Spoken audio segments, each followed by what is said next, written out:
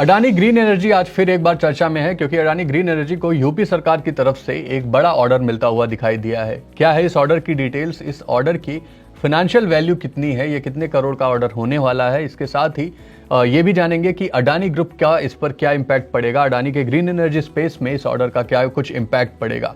नमस्कार, मेरा नाम है सत्यम और आप देख रहे हैं मनी 9। सबसे पहले बात करते हैं इस ऑर्डर की। तो दरअसल Uttar Pradesh power corporation limited की तरफ से अडानी ग्रुप को 1250 मेगावाट के पम्प्ड हाइड्रो स्टोरेज प्रोजेक्ट का ऑर्डर मिला है। ये ऑर्डर अडानी ग्रीन की एक सब्सिडियरी को मिला है जिसका नाम है अडानी सौर ऊर्जा। ये पूरी कंप्लीटली सब्सिडियरी है अडानी ग्रीन एनर्जी की, जिसको ये ऑर्डर मिलता हुआ दिखाई दिया है। अब ये प्रोजेक्ट क्या रहने वाला है इसकी भी डिटेल जान लेते हैं। दरअसल 1250 मेगावाट के पम्प्ड हाइड्रो स्टोरेज प्रोजेक्ट को उत्तर प्रदेश में स्टैब्लिश किया जाएगा। यहाँ पर इसको ये ऑर्डर मिला है इसकी कमीशनिंग के लिए, इसको स्टैब्लिश करने के लिए। ये ऊर्जा भंडारण का यानी कि इलेक्ट्रिसिटी की को स्टोर करने का एक प्लांट बनेगा जिसमें ऊर्जा भंडारण होता हुआ हमें दिखाई देगा। स्थिर बिजली आपूर्ति के लिए ये ऑर्डर काफ़ी अहम है उत्तर प्रदेश के अगर हम लिहाज से बात करें। दरअसल यूपी में जो लाइट कटने की प्रॉब्लम है उसको एक सॉल्व करने के लिए और नवीकरणीय रिन्यूएबल एनर्जी के तरीके पर बढ़ते हुए ये ऑर्डर दिया गया है।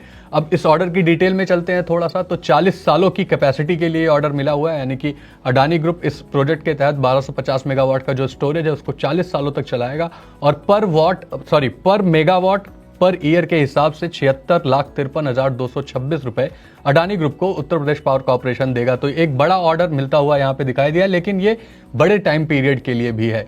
अब इस प्रोजेक्ट की कमीशनिंग की अगर बात करें तो 6 सालों में इसे पूरा होना है और ये जो रेट मैंने अभी बताया आपको 40 सालों का, ये 6 सालों के बाद से शुरू होगा। यानी कि जब ये प्रोजेक्ट फंक्शनिंग हो जाएगा, कमीशन हो जाएगा, चलने लगेगा, उसके बाद इन्हें पर ईयर पर मेगावाट के हिसाब से 76,53,226 रुपए मिलते हुए दिखाई देंगे। ये डील अडानी ग्रुप के लिए कितनी अहम है, अडानी ग्रीन एनर्जी के लिए कितनी अहम है? दरअसल अडानी ग्रीन एनर्जी लगातार रिन्यूएबल एनर्जी स्पेस में अपना एक्सपेंशन कर ही रहा है, आप सब ये बात जानते हैं। पावर, विंड और सोलर एनर्जी की अगर हम बात करें तो ये देश की सबसे बड़ी कंपनियों में से अडानी ग्रीन एनर्जी एक है।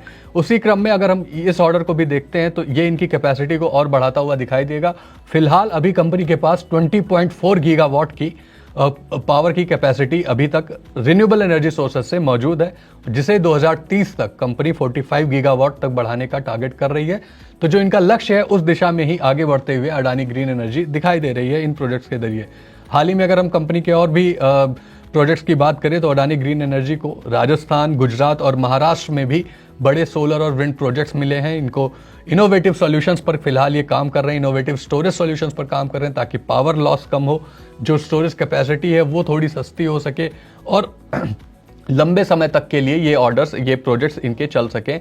एक पूरा अडानी ग्रुप एनर्जी स्पेस में को डिस्टर्ब करने की दिशा में काम कर रहा है। और जो अगर इनके हम पोर्ट बिजनेस को देखें तो जैसे उसमें ये अभी मार्केट लीडर बने हुए हैं, उसी तरीके से ये इस स्पेस में भी जो कोर बिजनेसेस होते हैं, जो इंफ्रास्ट्रक्चर के कोर बिजनेसेस होते हैं, उस स्पेस में अगर रिन्यूएबल एनर्जी को देखा जाए तो काफ़ी अहम है और उस स्पेस में भी ये मार्केट लीडर बनने की दिशा में काम करते हुए दिखाई दे रहे हैं। तो अडानी ग्रीन एनर्जी तेजी से इस दिशा में आगे बढ़ रहा है। इनको गवर्नमेंट से कई सारे ऑर्डर्स मिले हैं, जिसका लेटेस्ट एग्जाम्पल यूपीपीसीएल का ऑर्डर रहा जो अभी हमने डिस्कस किया।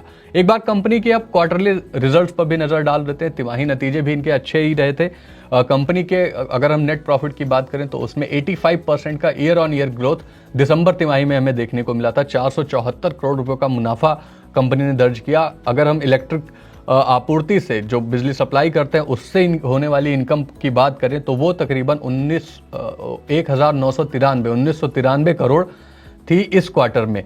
अगर हम इसको सेम क्वार्टर लास्ट ईयर से कंपेयर करें, यानी कि 23 की दिसंबर तिमाही से कंपेयर करें, तो उस समय इनकी आय थी, जो बिजली आपूर्ति से होने वाली आय है वो थी 1765 करोड़ रुपए। तो इसमें भी हमें भारी जंप 1765 करोड़ से बढ़ के 1993 करोड़ देखने को मिल रहा है। नेट प्रॉफिट भी सुधरता हुआ दे रहा है। अगर हम इस फाइनेंशियल ईयर की बात करें, करंट फाइनेंशियल ईयर की, तो अप्रैल से दिसंबर महीने के बीच में इनकी ऊर्जा बिक्री में जो ये पावर इलेक्ट्रिसिटी सेल कर रहे हैं उसमें 23% की ग्रोथ देखने को मिली है। 2010 करोड़ यूनिट बिजली अभी तक ये दिसंबर 2024 तक बेच चुके हैं। तो कंपनी के तिमाही नतीजे भी अच्छे हैं।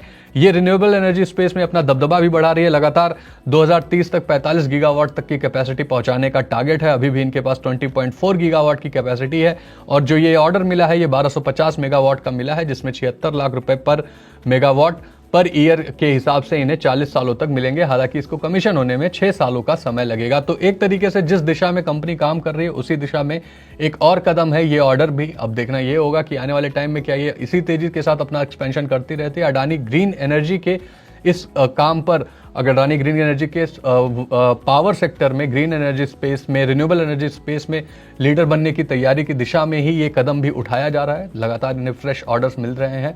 अब आपका क्या व्यू है? क्या अडानी ग्रीन, अडानी पोर्ट की तरह ही रिन्यूएबल एनर्जी स्पेस में भी एक बड़ी कंपनी, एक दिग्गज कंपनी बन के उभरेगी? आपका इस पूरे मामले पर क्या व्यू है? हमें कॉमेंट में जरूर बताएं। वह ऐसे ही वीडियोस के लिए देखते रहें मनी 9।